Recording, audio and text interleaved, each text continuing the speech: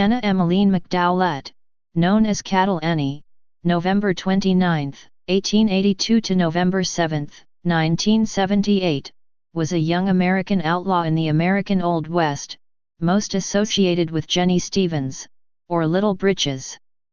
Their exploits are known in part through the fictional film Cattle Annie and Little Britches, 1981, directed by Lamont Johnson and starring Amanda Plummer in her film debut as Cattle Annie, with Diane Lane as Little Britches.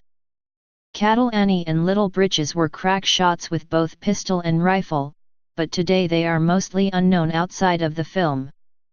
Yet they were once among the most recognized names among outlaws in the Oklahoma and Indian territories, where they carried out their short-lived criminal ventures. Embracing the criminal element. Anna was born in Lawrence in Douglas County in eastern Kansas, one of 8 children of James C. and Rebecca McDoulet. When Anna was 4 years old, the family moved to Coyville in Wilson County, in southeastern Kansas. Anna worked as a hotel dishwasher and performed other odd jobs. When she was 12, the family moved to the Oto Reservation near Skiatook north of Tulsa in the northern Oklahoma Territory, where she turned outlaw. Annie and Little Britches followed tales of the Bill Doolin gang from reading dime novelists like Ned Buntlin, who became famous for his mostly fictional account of Buffalo Bill Cody as a Western frontier hero and showman. For 2 years, Cattle Annie and Little Britches roamed the former Indian Territory, often working together and at other times alone.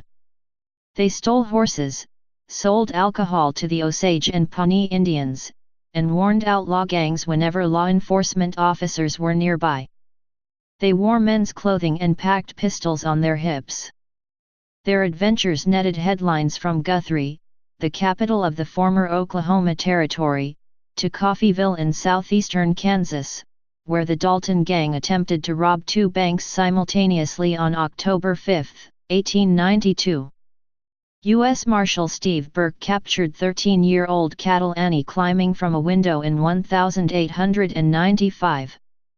Marshal Bill Tilghman had a more difficult task apprehending Little Britches, who engaged in a physical confrontation with the famous lawman before he took her into custody. Annie was sentenced to 1 year in the Massachusetts Correctional Institution in Framingham. Because of health issues, she was soon paroled. She remained in Framingham for some time, having informed corrections officers that, if she returned to Oklahoma, she would likely have fallen back into her criminal ways. In 1898, she was working as a housekeeper for Mrs. Mary Daniels in Sherborne in Middlesex County south of Framingham.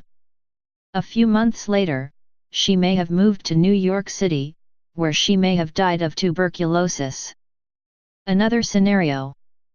Another legitimate report claims that Annie left Framingham to return to Oklahoma, where she wed Earl Frost of Perry on March 13, 1901.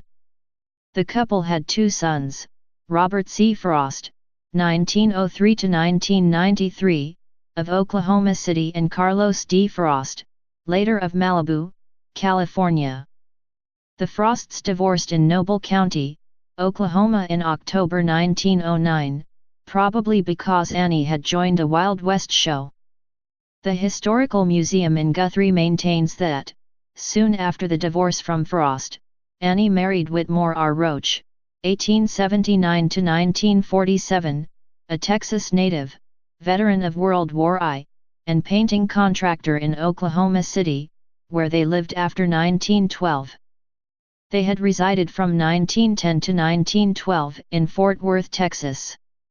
This Emma McDoulet Roach is interred at Rose Hill Burial Park in Oklahoma City.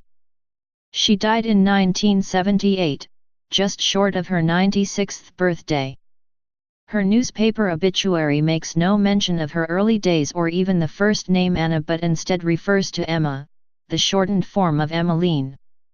The obituary indicates that she had been a bookkeeper in her later working career. Her services were held in her home church, Olivet Baptist in Oklahoma City. Meanwhile, Little Britches also served a short sentence at the reformatory in Framingham, but her whereabouts thereafter is unknown. Some reports indicate that Little Britches returned to Tulsa, where she was married, had a family, and led an exemplary life. In popular culture. Film.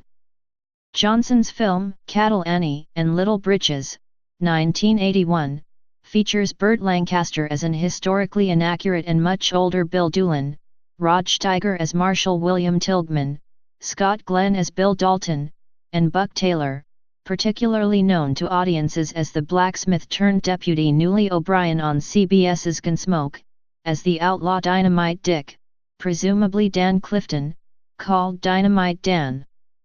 Print.